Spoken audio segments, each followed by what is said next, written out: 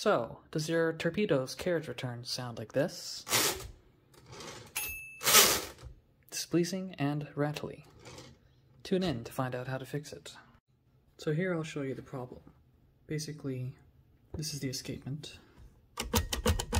Simple rocker. And when I perform a carriage return, you can see that little pawl over there.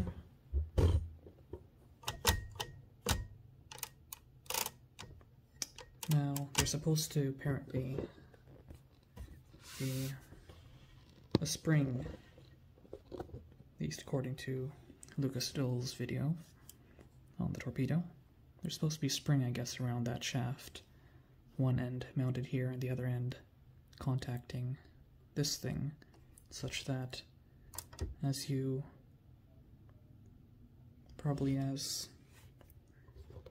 the escape wheel turns, it will cause that spring by friction to push on this little tab here. This tab. Well, it's currently... oh dear. Assuming you're already at this point, I guess, to push that out of the way, allowing for a smooth carriage return without all the rattling. Now, since I don't want to go through the trouble of disassembling this, I'm going to have to figure out how to make my own spring, or at least a wire, and insert and install it without any disassembly. So after watching that video, I was able to get a bit of a better idea of how the quiet or silent carriage return spring is supposed to work, or how it's supposed to look. Now, of course, this one's too small. Then I imagined this shape, and eventually, just mainly in passing even out of focus, I realized that there's this thing here. Fortunately, with a bit of searching, I was able to find a photo next to a ruler of Richard Pult's, or at least the one that Richard Pult pulled out of his machine. So this is what I'm going to try replicating out of this stock. So now, when I last made the springs for my Bennett typewriter, I didn't really document the process very much. But since this entire video is dedicated to the making of this spring, I figured that I would show as much of the process as I could. I have to do estimations. Let's get my...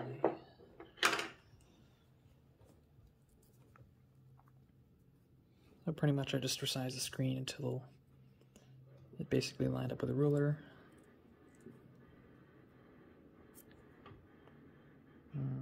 Don't really like that end. Let me flatten it. I guess I might as well do my wire bending right against the screen. So as you can see, lines up reasonably, might be just a tad bigger, and it allows me to see little details like this guy here, which you can see over here, which I'm trying to replicate.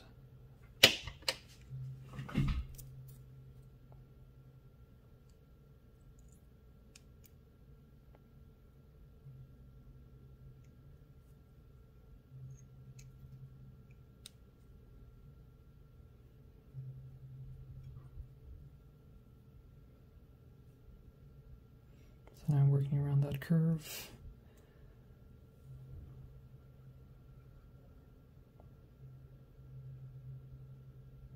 Needs to be tighter. He's on this part.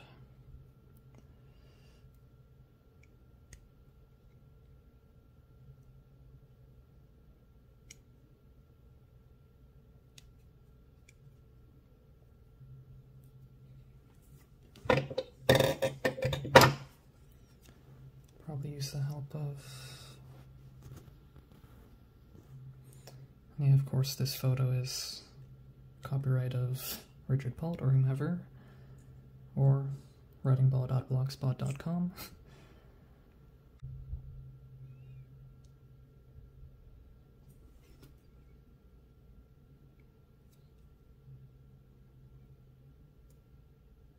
Just working little by little.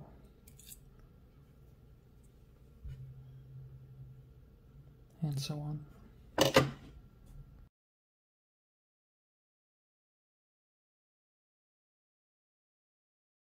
So after lots of bending and unbending, I finally have it, for the most part. Just about. And now it's time to trim it. So it turns out that I actually do have enough leftover wire material here to remake this spring. Since the last one I made, I misinterpreted this curve as being two-dimensional when it's actually three-dimensional. Like this.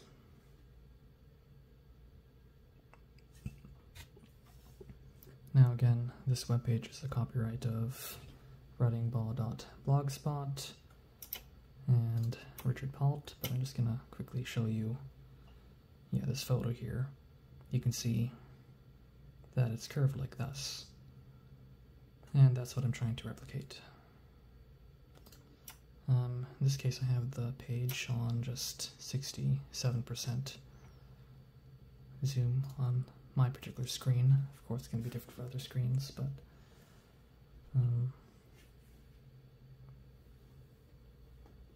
yeah, that fits nicely. Pretty close, so now I'm forming that other curve. So basically I have to go at a 90-degree angle using the wider part of this tool and gently coerce that curve.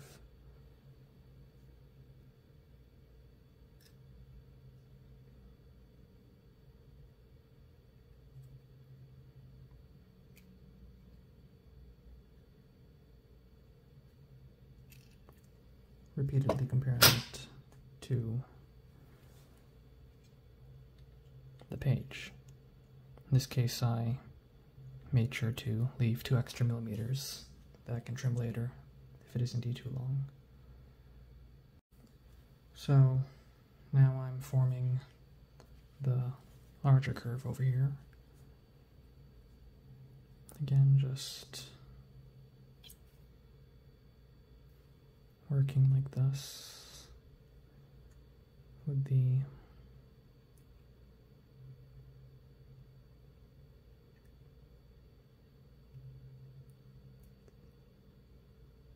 larger diameter part of this round nose pliers.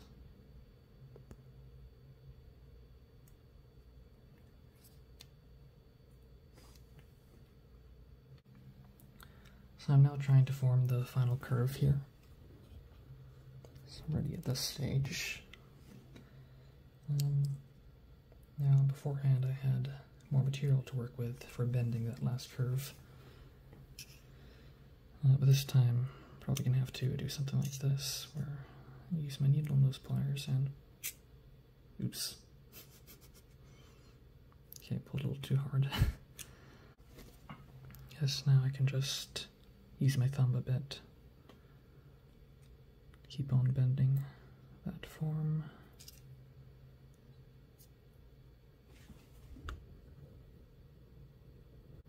Okay, it's now virtually done. Fits quite nicely. Just has about 2.5 millimeters extra that I can trim off. Quite happy with the result. Now that had better be the right amount to jut upwards. Alright, time to fit in the machine. Okay, so this new and much nicer spring can be installed in much the same way as before. So getting in right there. And first of all, trying to get into that groove.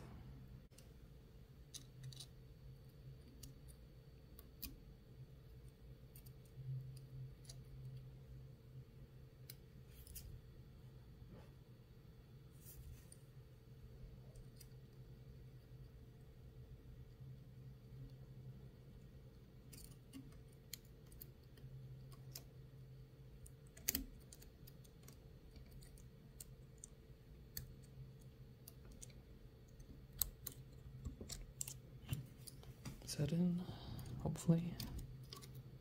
Seems like it.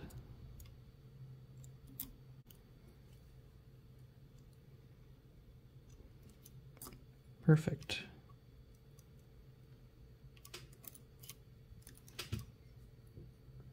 In fact, this length is closer to what we see on Lucas Dole's video, so I'd say I don't need to trim that. And now, if you put it on its back again,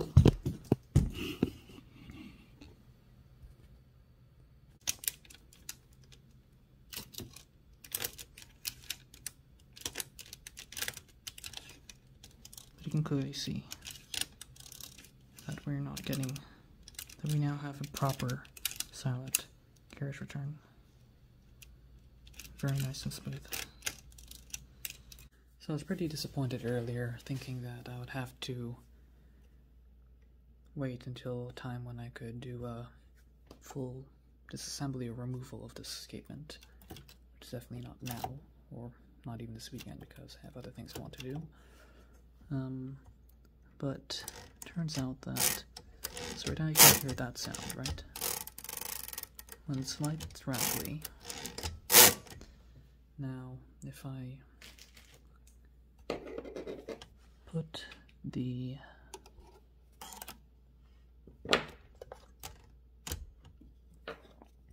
this guy back in place,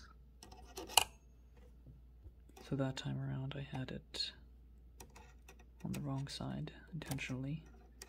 Now if I seat it again,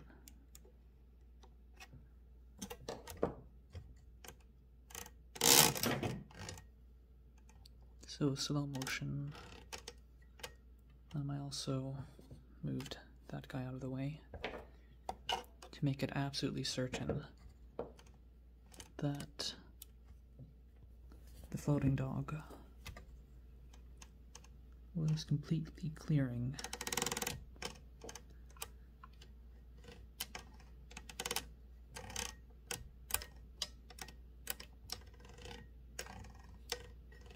the escape wheel.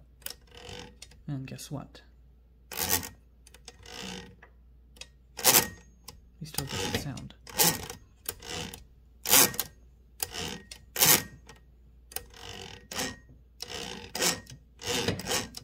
May not be related to the default rattling that I'm getting. And I currently have no idea what the cause is. And if I can find that and hopefully be able to fix it without any disassembly, then I can just do this, and at a later date I can order some more of this spring stock, as well as some thinner stuff for my Bennett typewriter, and remake these springs to be more accurate to the originals. Hi, it's me from the future. So, the footage in this video is actually a bit out of order due to my having to leave out some mistakes I had overcome. So the following photos are of the process of removing the carriage. So for more details, you can consult Lucas Dole's video on that, which you can see in this video card as well as in the video description.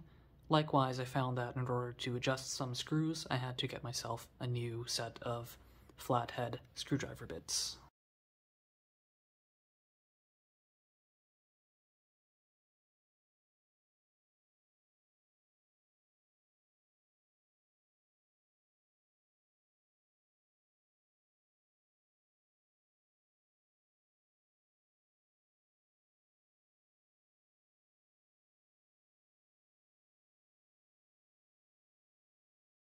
My new Weaver set of bits arrived, and it's great. Or at least, my main problem with the Wheeler version was it had a lot more of these larger bits, which I didn't really need for most typewriters. So I prefer the Wheeler for being a bit cheaper, at least within Canada, and having more of the bits that I'm looking for. Or at least I had made a kind of gamble, but fortunately it's exactly what I'm looking for, and yeah, you're able to just work right up and get the nigh perfect fit and no more problems with stripping the slot. My sister is playing with my nephew. Yep, that's nice and smooth carriage.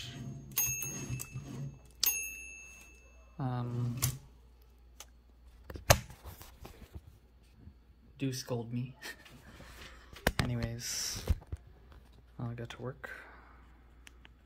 Okay, so after removing those screws, per that video by Lucas Dull on the Torpedo, you just do this, and if I'm lucky,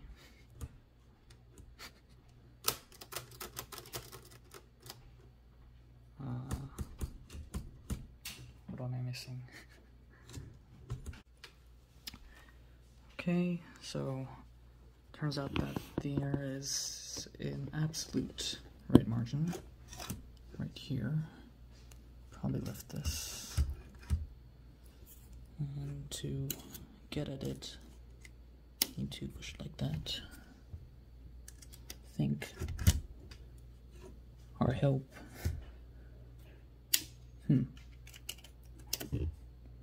Doesn't seem to want to get out of the way. And I really don't want to deal with that spring. Okay, so fortunately, it seems that on Lucas Dull's video, he was working with just the Torpedo 18, not an 18B, I think. Whereby the issue is that this machine has a tabulator. And that tab, I believe the tab clear is currently in the way of my getting this carriage off. At least I have access to where is it? Here. This part now, where I can more easily investigate what might be causing that rattling. So I'm actually able to get in here and bend that tab clear back so that I could get it out of the way, and now should be able to remove the carriage. Yep. Just like, what's going on? What else is stuck?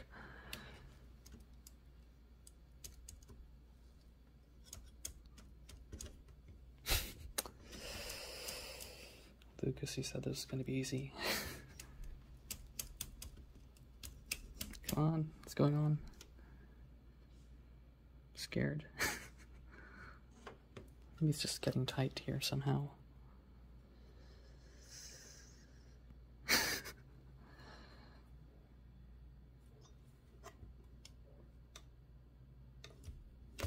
Oh dear. Please let it not be what I think it is.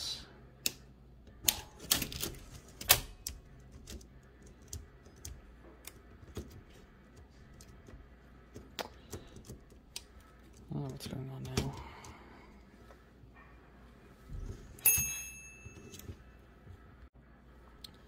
Okay, I have no idea what's going on. I'm just gonna trust my gut.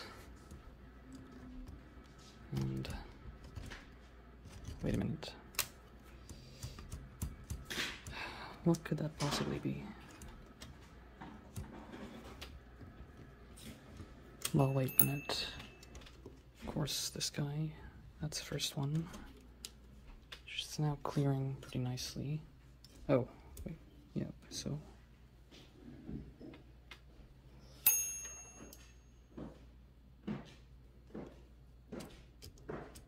Trying to figure out the source of that. Could have just been a small alignment issue, but it's off now. Wherever I'm gonna put it.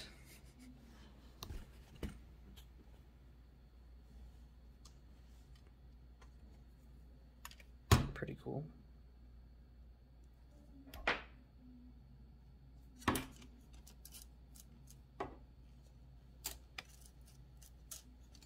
So when you actuate the carriage release, if I can find it, this guy, that's the carriage release, pushes on this here, down on it, that lowers the pawl and gets it out of the way of the escapement. So we have the rack here. As you can hear, for some reason there's still something rattling. Basically it has nothing to do with this rack here. That's not the source of the rattling. Now I do think I at least know what caused the resistance at the end. This guy here is bent, hopefully not by me while I was removing the carriage, but rather before that. So ideally I can straighten it out like so. And hopefully that should mean shouldn't have any more issues with that resistance. Okay, so I think I found the problem, and unfortunately, or it would indeed be pretty unfortunate for the amount of wear that would have contributed. Now what I'm doing is, I have these Jenga blocks here, propping the typewriter up. Well, it's back, since I don't have the carriage on anymore. And I'm using the carriage rack.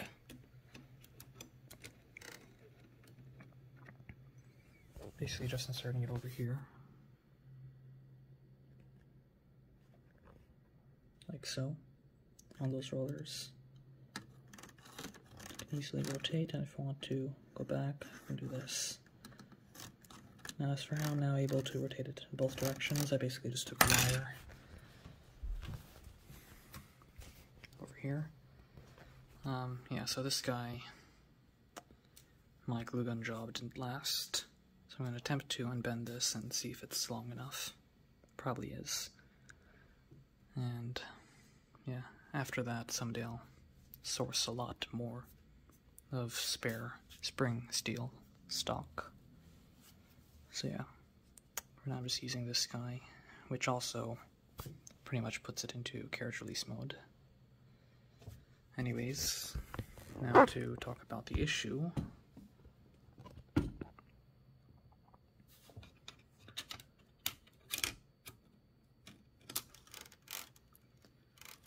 can see it rotating, you can hear it. You can hear the sound, right? Terrible sound. Watch what happens. No more rattle. That means the problem is the escapement rocker.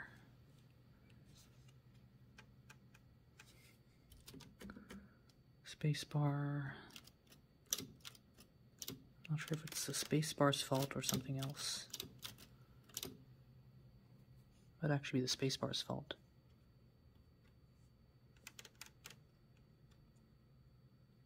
Yep, it's the spacebar's fault.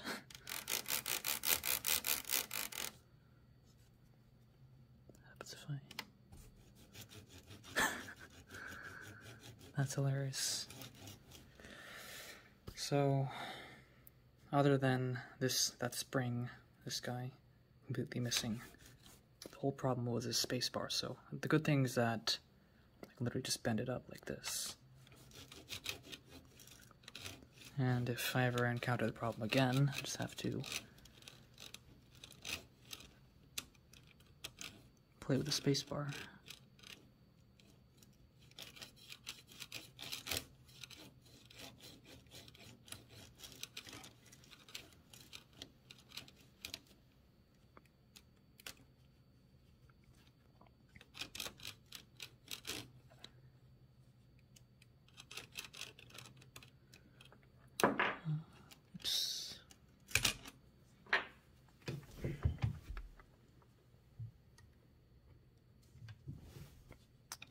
So,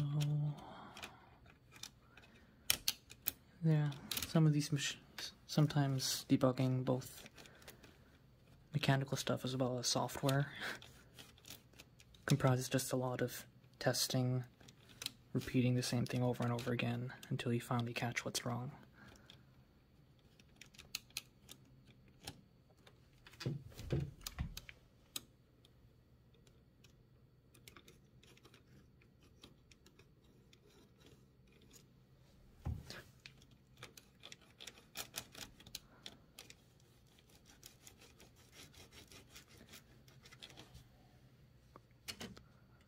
That should be it.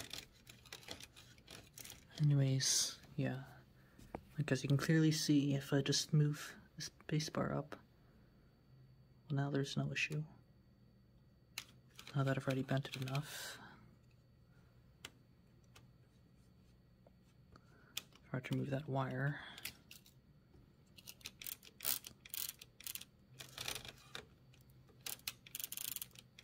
the only contributor to the rattling should be that guy, which I can move away.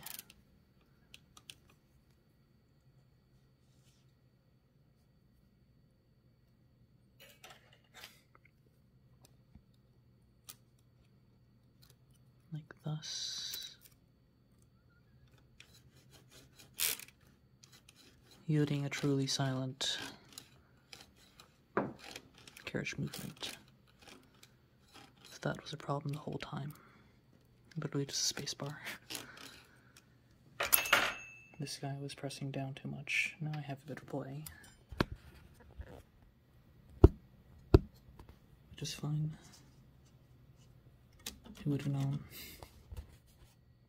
So now you can see from here the carriage, how it operates basically.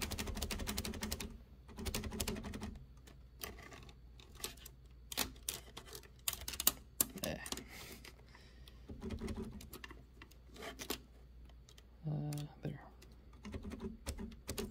Now I do have to adjust that, or remove the play that I introduced when I removed that rattle.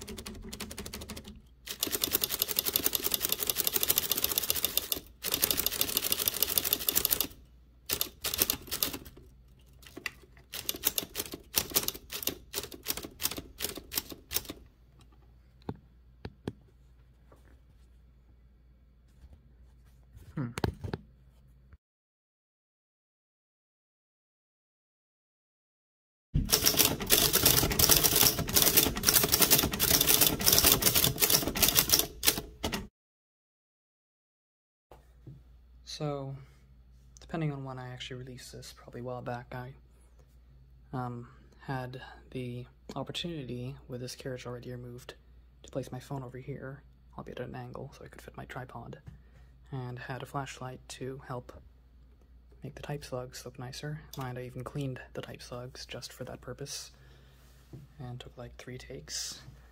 Also, so that I have more personal examples of what it looks like for one to type from the perspective of the paper. So that was pretty cool, but now it's time to reassemble everything. The first step is to get the carriage back on. Should be quite simple on this machine.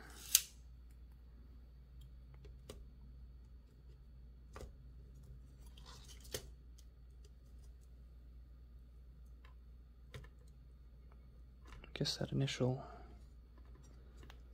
resistance is indeed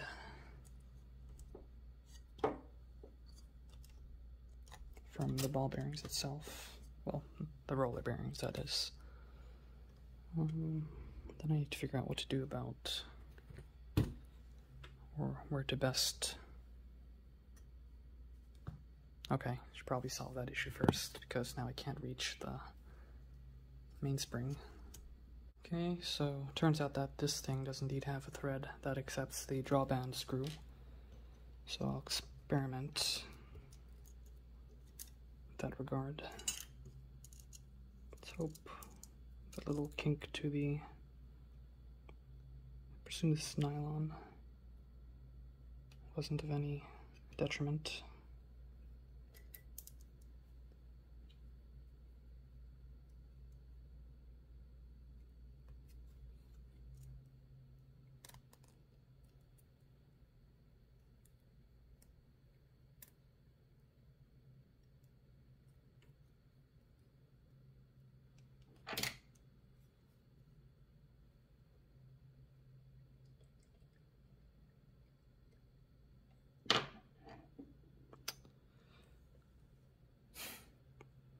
wish it were as easy to contain this thing as on the Royal 5, where they have a dedicated spot. Oh, there you go, kind of. That should serve my purposes. Right, so obviously the reason this machine does not like, or is experiencing friction when I'm trying to remove the carriage, is that basically what's happening is these guys are already meant to be flush enough to roll, but once I reach the end, I'm forced to make them slide. So that's the trouble, but I guess that's pretty much the only choice you would have had without having to get these rails out of alignment by unscrewing them. So while sliding the carriage rack back into the machine, I think it is indeed a good idea to have the carriage all the way to the right so you can reach into here, and you can in fact already use the carriage release at this stage to help with that process. As you can see, no more rattling other than from the gear itself.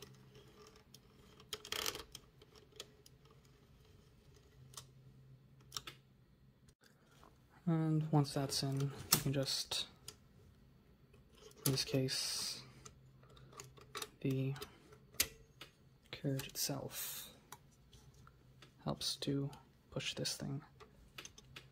And before I finish with that, I'll have to go back under, screw this back in, screw this in, and then finally reinstall the drawband. Now I'm guessing that at this leftmost part of the carriage, so when the carriage is all the way to the left, on this particular, well yeah, that would be the absolute right margin stop, then it would be a good idea to take this here and try to slide it in all the way, or at least so that it's flush. Now this is the point where it starts rolling. I mean, Lucas Dole probably covered this in his video, but didn't really look into all the details.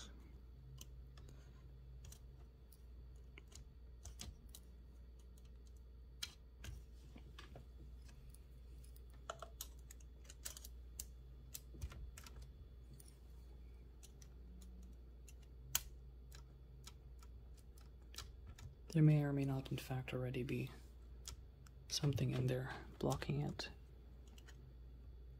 from going any further. So it's kind of like maybe it's self-aligning. So that's in.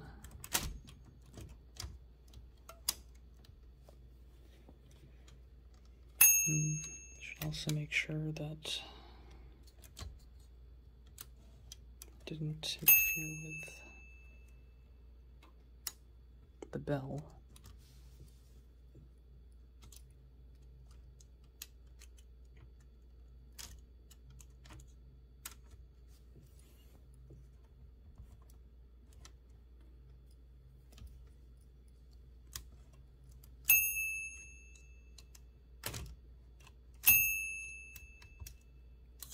Yeah, I'm going to suspect that, because I remember when I was looking at this shuttle, there was a tab at the middle, which is probably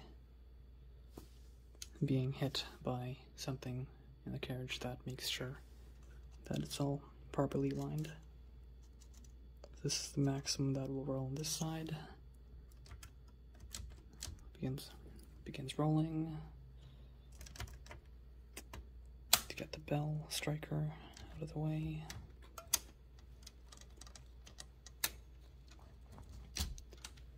And yep, it's in now. I just have to get the drawband connected as well as align the carriage. So I realize now that this here would have been a much nicer place to sew this drawband to ensure that it's on the right side of the carriage rack. Otherwise you'll have troubles trying to reinstall it.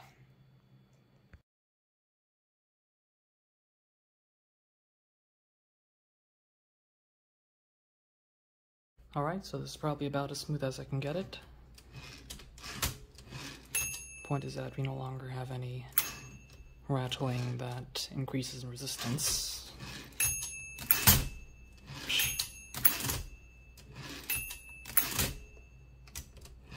Not sure how reliable that is, unless it... I have to check on the alignment of this guy here.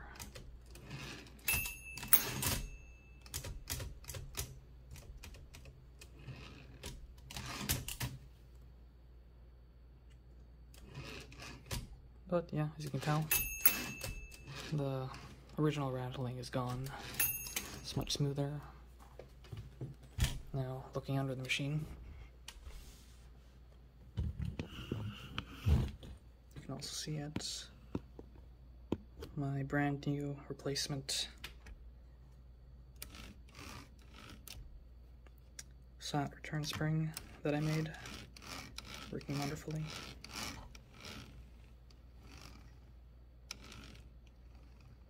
For the most part. Yep.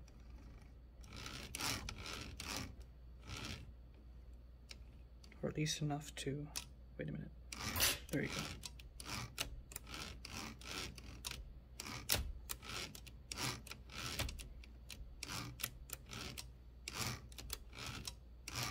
I didn't realize I was holding on to the carriage release where it wouldn't really work properly. Yeah, so, I mean, it's not as smooth as maybe it could be quicker, but it's ready. Similar smoothness to these machines. This one doesn't have a quiet return. Unless it might actually have a similar issue. I'll have to investigate. Pretty sure this one doesn't have one either. Smoothest. Okay, that's that. So after some further investigation, I found that the problem's actually just with the carriage rack and the amount of play. So you'll see here, this guy's installed, but it's designed, I think, to allow you to depth it dynamically, or once it's already in the machine.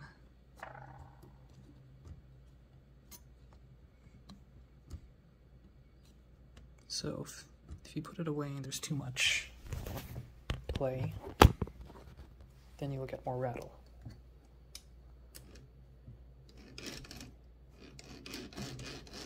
But if you press it in further, you will get less rattle. So all that rattling seems to be specifically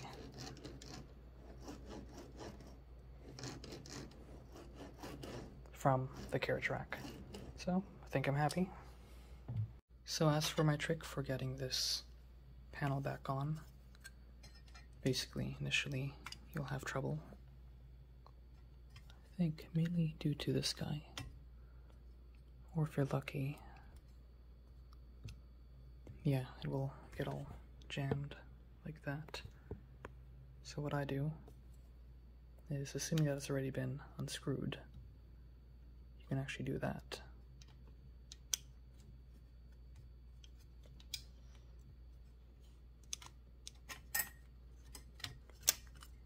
So basically, you have this back check over here.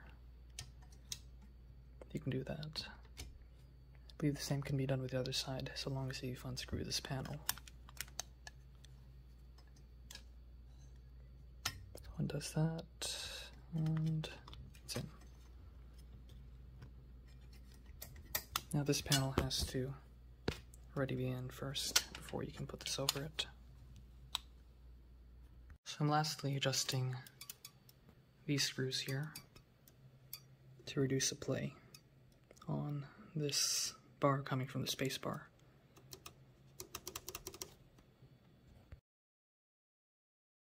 I was able to get the Spacebar nice and responsive. So you don't have to press, I guess beforehand when there was still play, if you press slowly, it wouldn't even actuate it. You would have to press it really fast to actuate, but now it actuates just a bit before bottoming out, which is nicer. Also, I realized why when you're doing a full carriage return, there's a bit of backlash. Of course, because of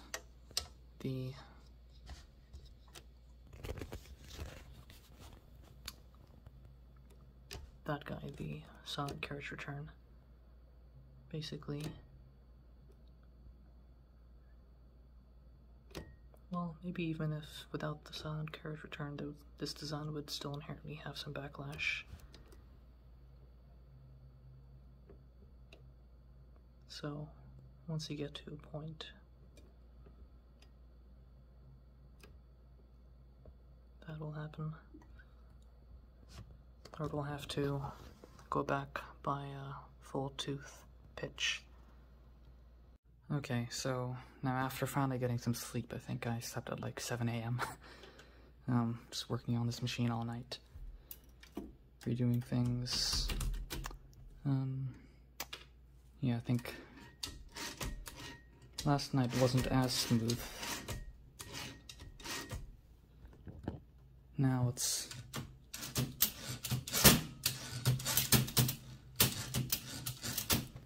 a bit more comparable to the Olivetti Lettera 32 in terms of the smoothness of the carriage return. Carriage flicking is now reasonably feasible.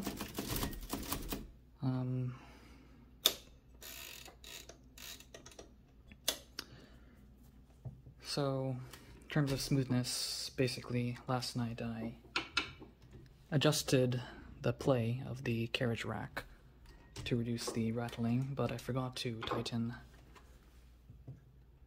this screw over here, these two screws, so in that regard I didn't realize that the angle of the rack with respect to the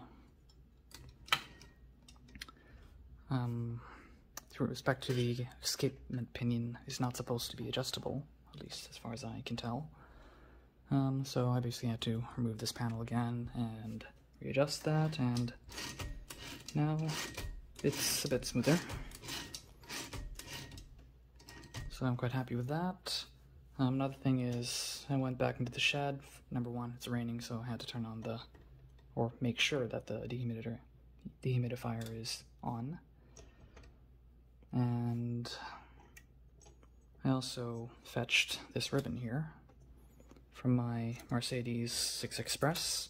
I'm guessing the previous seller, well, the seller, rewound this metal ribbon themselves. Not sure if it's an original from the Mercedes, but the important thing is that it doesn't have a ribbon eyelet. So not all machines are designed to use a ribbon eyelet, and as a result, basically one thing that I really disliked in the past was how the automatic ribbon reverse wasn't working, but it turned out that the problem was that I was using the wrong ribbon.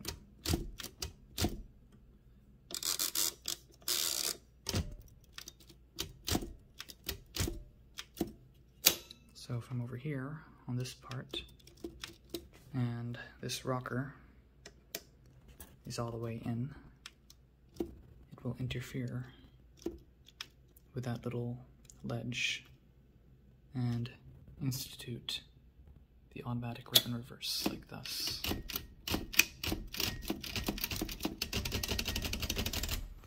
Spacebar is working nicely and not interfering with the escapement anymore. So it seems that to avoid the slipping problem, it really has to be engaged such that that rear escapement tooth is as close as possible to the escape wheel without touching it. If it's too far, then there's too much of a risk of the edge case of slippage of the escapement, where basically it goes into kind of resonance and the rocker flutters and rattles. So I have to keep on doing some trial and error. Now I've devised this technique for preloading the spacebar. I also have that rubber band up there. So now you can see, if you look down here, it's moving like this.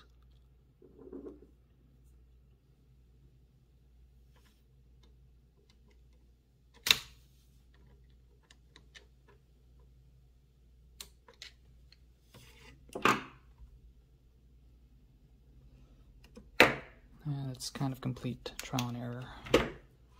Just hoping for the point where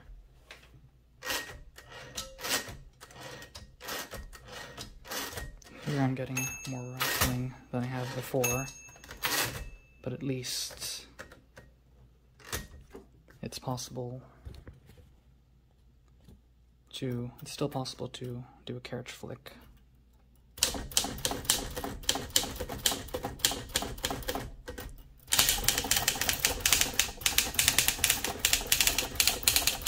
And there's no chance of, okay, yeah, that's too much.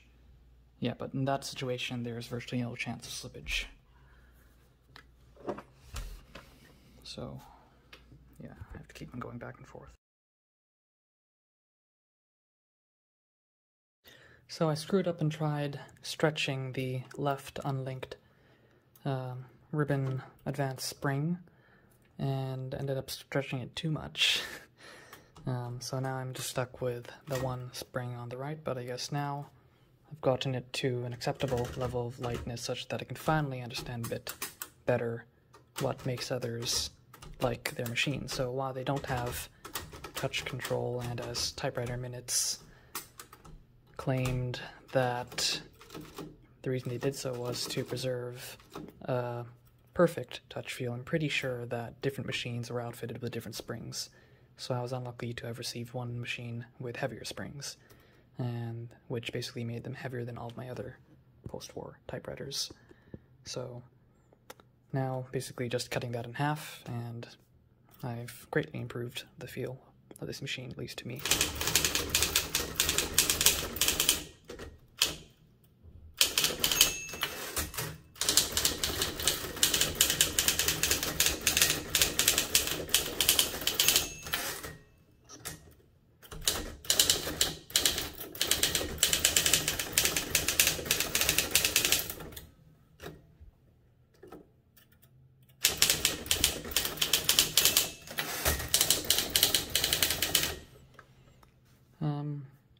And I guess even with both springs unlinked, I would imagine that I could wish for it to feel even lighter, but of course that's unfeasible because you'd need at least enough spring force to, in the red ribbon case, pull it back down, because otherwise it would just be held up by friction.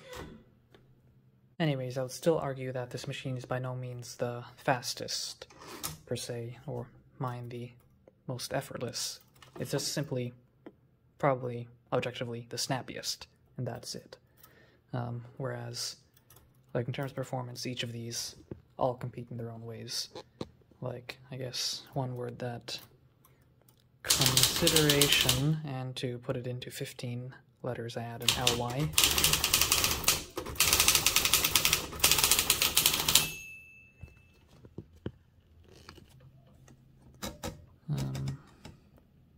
Yeah, looks fine, but I'd say sometimes that can actually be a bit easier to type fast, at that speed, if not faster, on some of these other machines, especially even the Lettera 32, which is surprisingly light and effortless.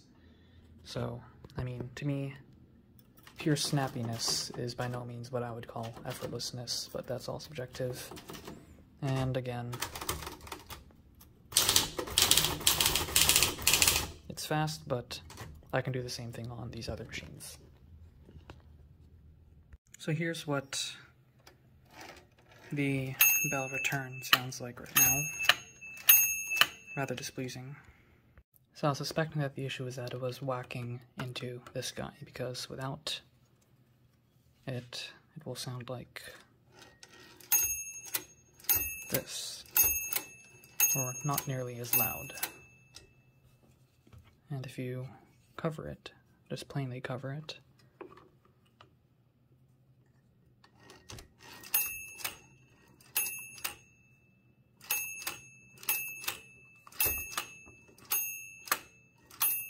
so you don't want it to be so close that it touches, but close enough to maybe dampen it a bit. So maybe if I probably can't bend this.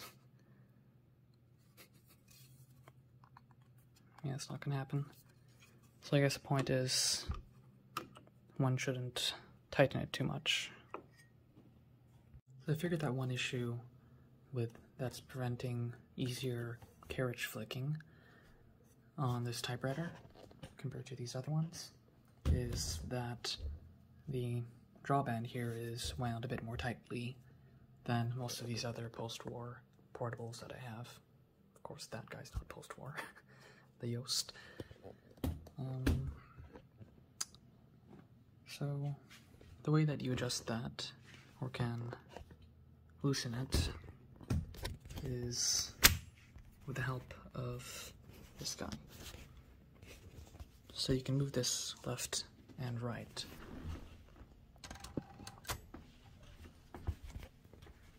And it basically operates much like an escapement in terms of how when you move it one way, it frees a tooth and then locks the other, like so. So that prevents the drawband from rapidly unwinding. And I guess on the other side you can use a special wrench to tighten it, but right now I just need to loosen it. So you can see it's the disc that is rotating, not the actual mainspring, and that is spooling the drawband.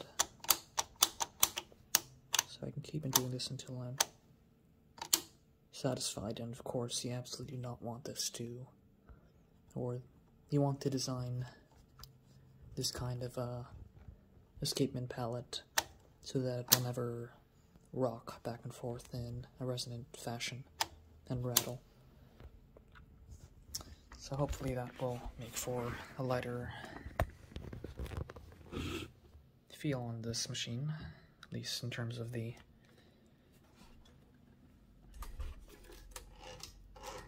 weight of the carriage return. Still encounters more resistance. Now I know for sure that the spacebar is already kind of at the perfect position where it won't introduce rattling. So just a tiny press of the spacebar and I'll get rattling. Now the remaining rattling is purely from the carriage rail or the carriage rack and how well it's mating with the escapement pinion.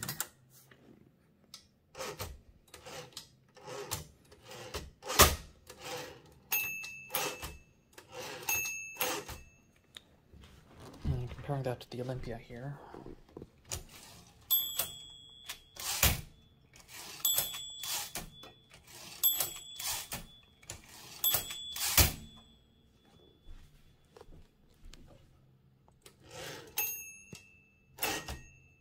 stopping early.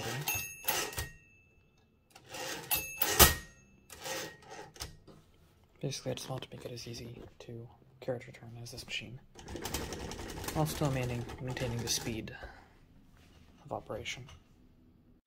So after slightly unwinding that mainspring, it does feel lighter, but that also helped me better notice some resistance in the carriage motion that is likely due to the carriage rack not being set very well. Whereas for all these other machines, the resistance is entirely due to either uniform friction from the bearings or the force of the drawband. So I don't really feel any uneven dips that result from uneven mating of the carriage rack. Now to remove that, so I already know how to remove the right panel, but to get to this left panel I need to first remove this carriage return lever. And thanks to Lucas Stoll's video, I was able to determine that to do that I have to remove this retaining ring, C-ring or something. Now I don't have a proper wrench for it, but I do have these tweezers which actually fit. Probably a wrench would also allow me to apply outward force, but I mean, ring pulling pliers, I forget the term, but this will at least allow me to. Okay, that did the trick. And one flying, I'll find it, as long as it doesn't go down the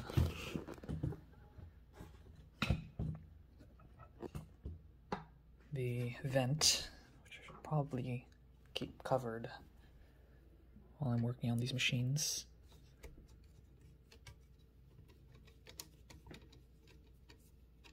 Thanks to that video that I know that there's a nut under here, which I need to keep in mind of.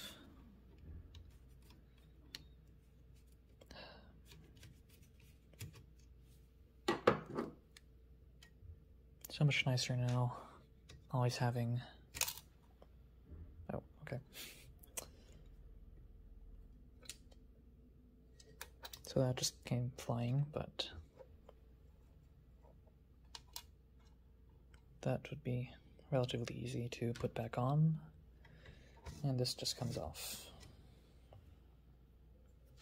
And then we should be able to go through the same process to remove this.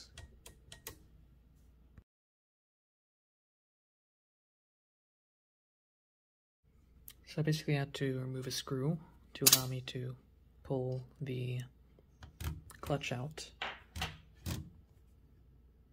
Wait a minute. Yep.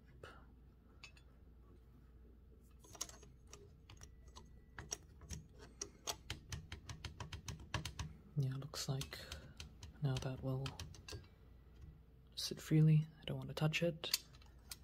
Then this thing will come off. Oh, even more easily than on the other side, almost.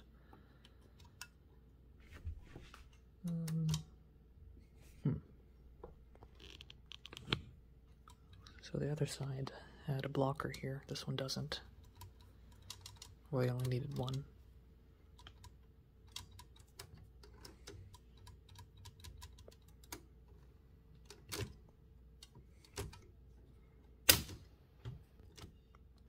Okay. So, given that we now have access to these screws, interestingly a bolt is used here instead. I wonder why. Probably because it's mixed with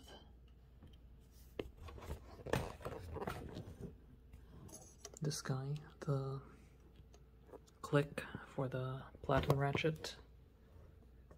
So that might be a bit more troublesome to fix, but I do have an appropriately sized wrench, so. So beforehand, for this right side, I'll do this first, but it's actually possible to remove this panel without doing so. I don't know why I had so much more difficulty beforehand,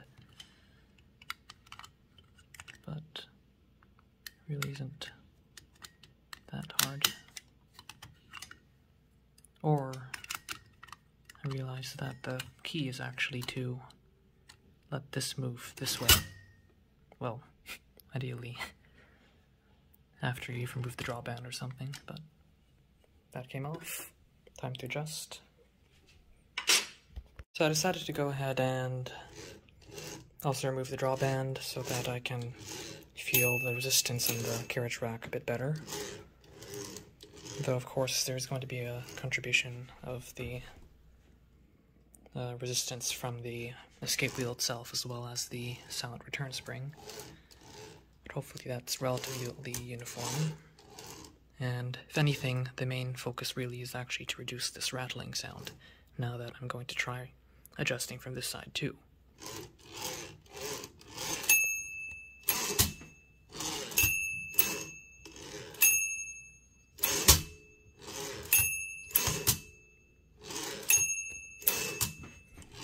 Anyways, oh, and I found a new place to stow my drawband. If I want to access it, I just use... where'd my pliers go? This guy. Pull this up. Help me get it out again. Now, one thing I want to adjust first is the bell return. I've already discussed how loud that is. So right now I've already loosened this so that it wouldn't be as loud, but I still don't like how far it's returning. And the sound it's making compared to here, for example. Like, you only hear the faintest of clicks on most machines.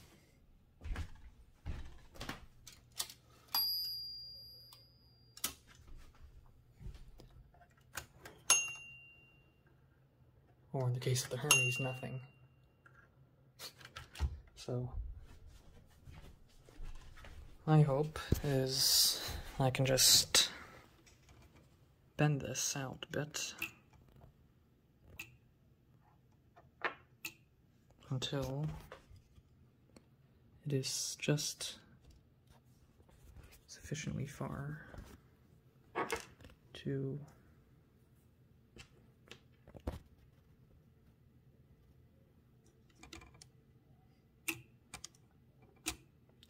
be too much.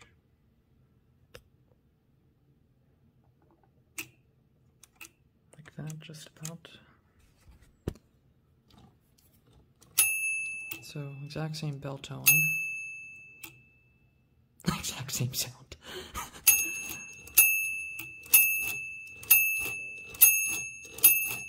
Okay, well, at least now when it's faster,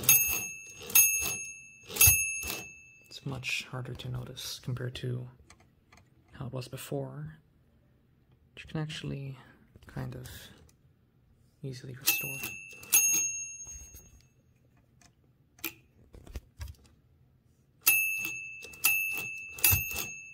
Okay, I guess that's not much I can do about that sound.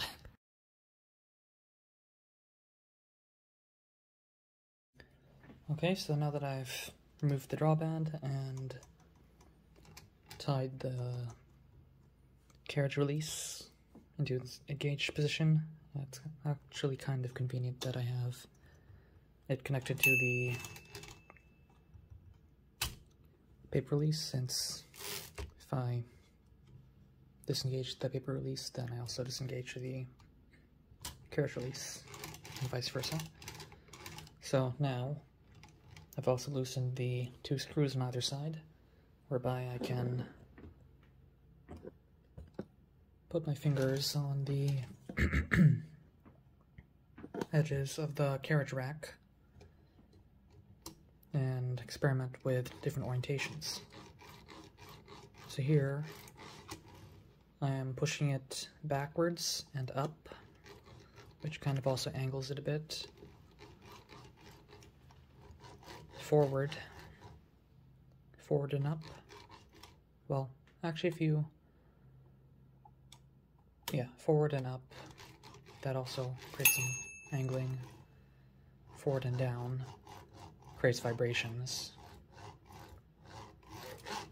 and grating.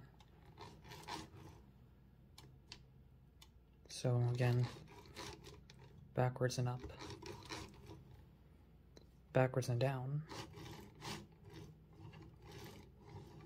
seems to be the best right now.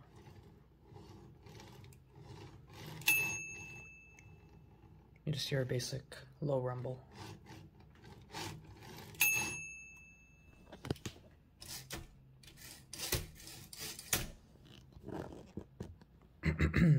So that's probably what I'm going to stick to.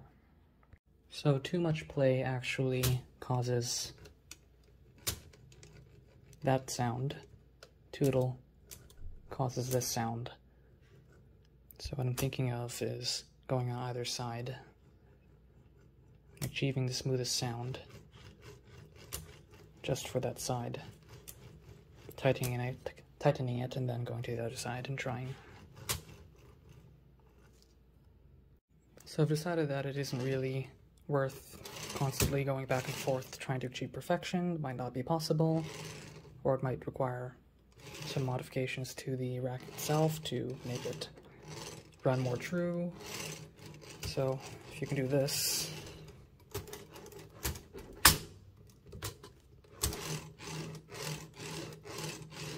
I'd say it's good enough. It's nice and smooth.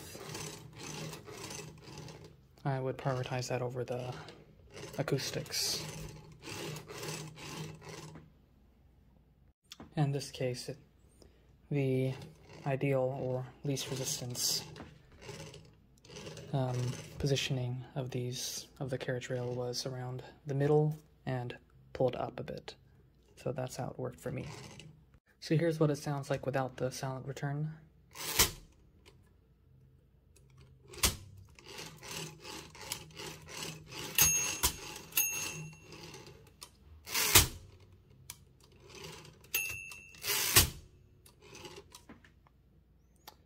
Here's how it sounds with the silent return.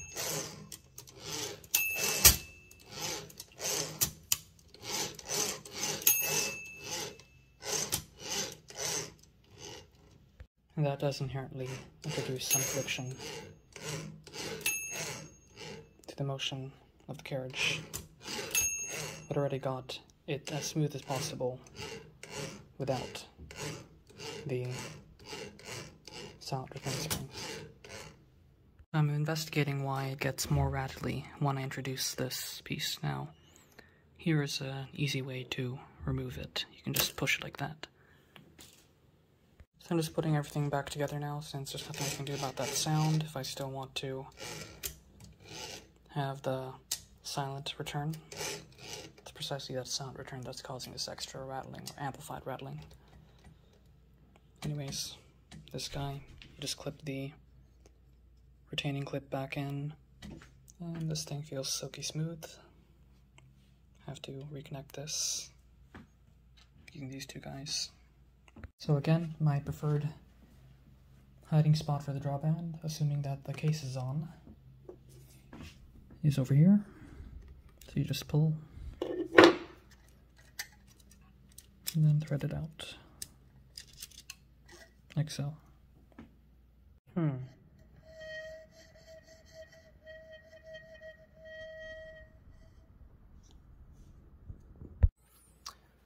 Who doesn't love doing this? So the machine's typing reasonably now, though, yes, I might need to wind the mainspring back a bit, since the typewriter is a little too slow at this part. Well, this isn't the ideal tool. It seems like I can kind of use my pliers like this. Need to turn it back enough to put that ratchet in motion.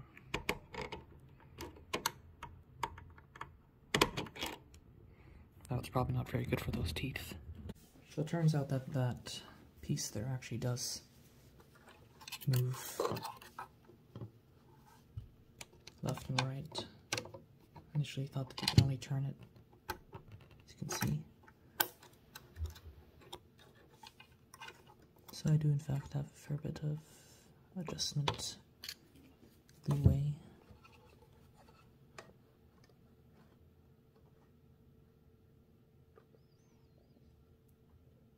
Let's hold it in that position.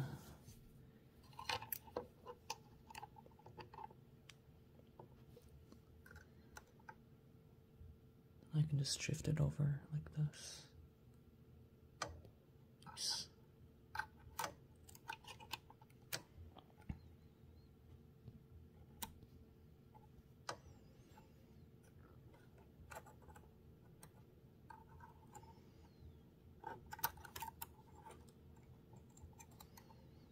Yeah, it's shifting around too much.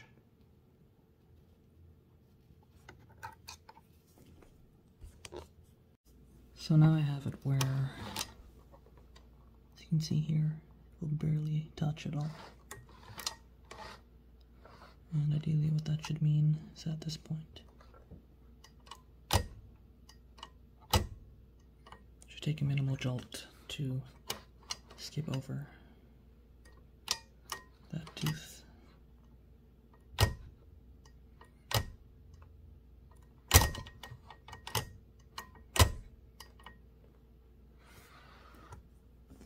Unfortunately, that didn't work.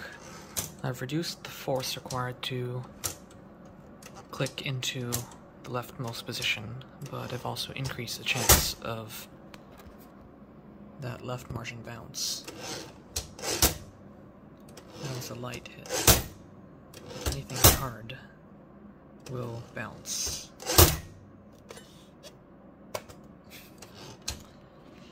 So, not exactly sure what how I can fix that. Worst case, I'll have to do some reassembly or disassembly and try shifting the margin rail itself. So I'm now working on getting this margin rail adjusted. I need to move it a bit to the right from this perspective, in hope of fixing that issue with the carriage bouncing on the left margin. So initially I was concerned that it might affect the alignment of the paper bale with respect to the text, but that's actually not the case because that alignment is associated with the phase of the escape wheel, whereas this here simply controls which part or at what position the escape wheel will be when it reaches the left margin. If you don't want to have to remove this first to access this nut, you're going to have difficulty doing this or that. Don't forget you can do this. So fortunately I do have this set here of hex sockets. In this case I believe this is a 6mm bit, and of course that works perfectly. Do note that for ease, or more so possibility of removal, after you've unbolted each side you can just slide this out and pull. So I'm finally finished one of the very last adjustments for this machine. So basically I moved the margin a bit and just tweaked it back and forth until finally I get to the point where even with the slowest possible presentation toward the right margin, so that's very slow. When you let go, it will hit. And you'll notice that the faster the presentation, the more likely the floating dog will fall back. So in this situation, actually, that means the less likely it will bounce or skip. So I have a decent confidence that this, like a number of the other machines, will never have a situation where the left margin, or where after even the lightest carriage return, the machine fails, or the carriage fails to land on the left margin. So I'm quite pleased with the result. You can already see here that I've adjusted this guy too. I decided that I would set the eccentric all the way so that the larger radius is on the left, making it into closer of a deadbeat setup, but I have yet to investigate the effects on the performance or horizontal alignment, if any, or if it's a stall cosmetic. As you can see, as it's moving, I have a decent amount of, like, maybe 0.3 millimeters of clearance. And once I actually reach the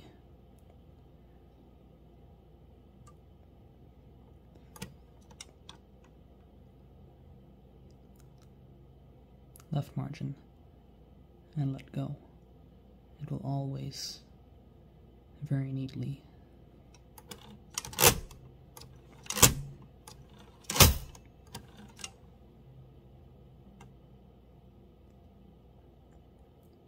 end up at the same position.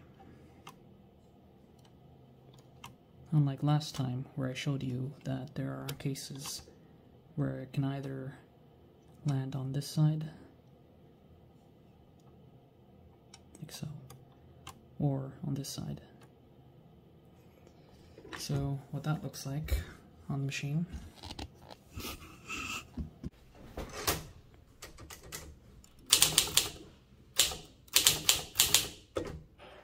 Time is PM USD.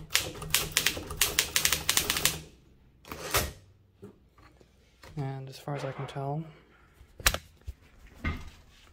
even with the absolute lightest presentation, it will always, or even the hardest, like so, it will always, oh, my line spacing's too much, but land right next to the left margin that you set over here.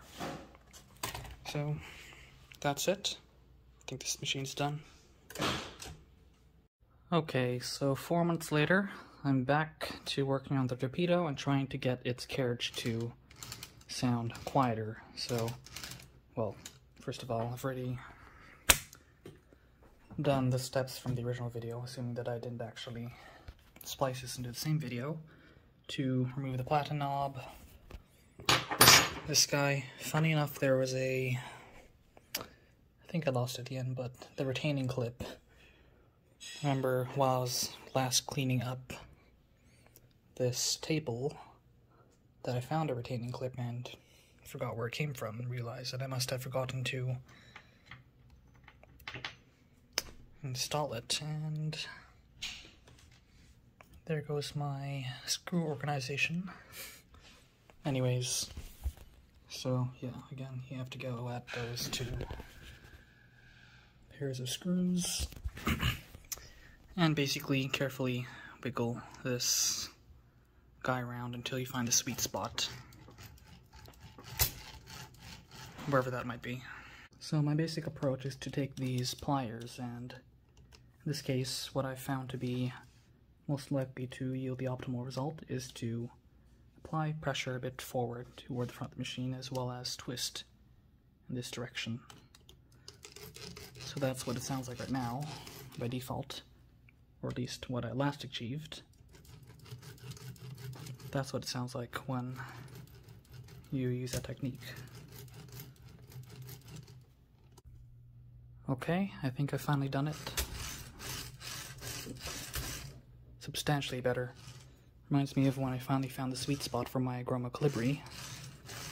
And now that machine carriage flicks like a wonder.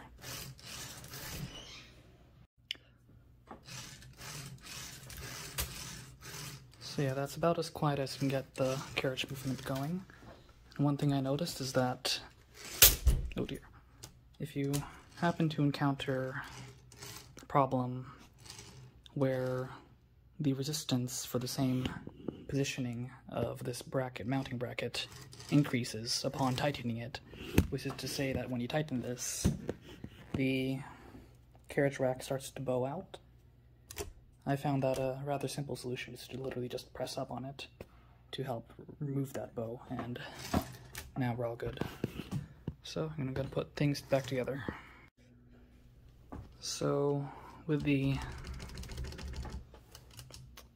carriage release disengaged, now I have to redo the adjustment of the silent carriage return.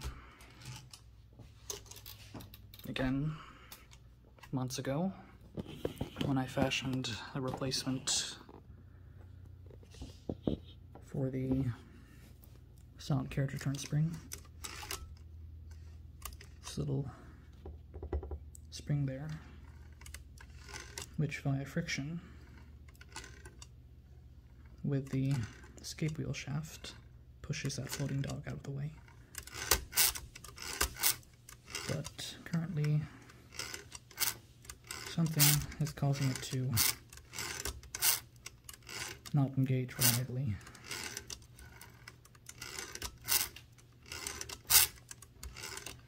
So I have to fix that.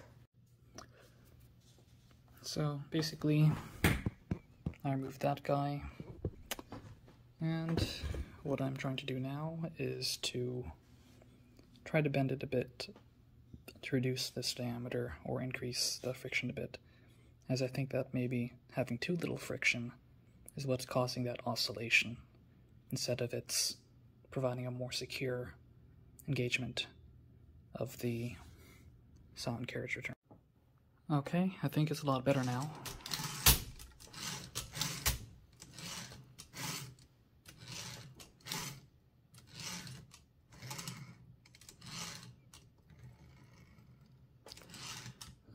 And in the case that you find that the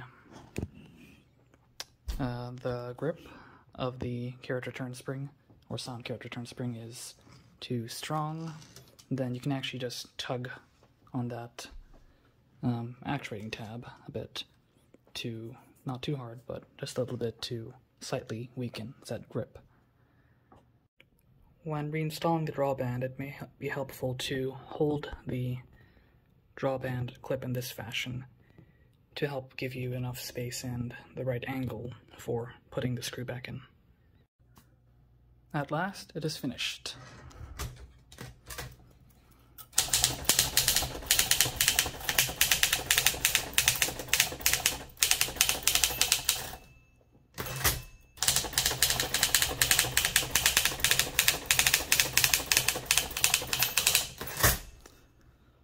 So, yeah, much quieter now. Wonderful. This is fine so long as it sounds great. Otherwise, other fast words.